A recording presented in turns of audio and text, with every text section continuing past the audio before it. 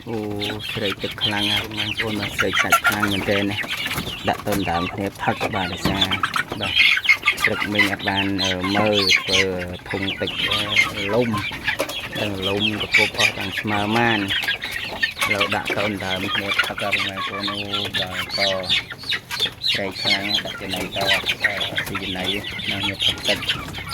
ស្រីទឹកខ្លាំងមែនទែនណាត្រង់មួយទៅចាក់គ្នាណាត្រង់មួយនេះ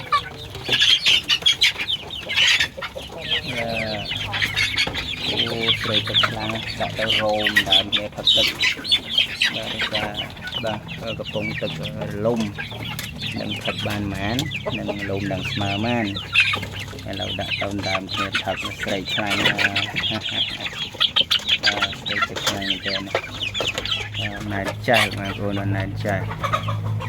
វ៉ាវដើមគ្នាផឹកទឹកអូខាងផឹកទឹកនេះឆ្អែតហើយមិនបាច់ចូលពីចំណីទេជូនចៅ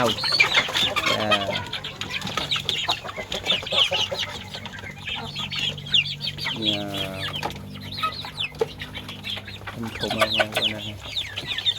បាទជំរាបបងប្អូនអរគ្នាដែលបានតាមដានទស្សនាវីដេអូនេះខាងពីការរហូតដល់ចប់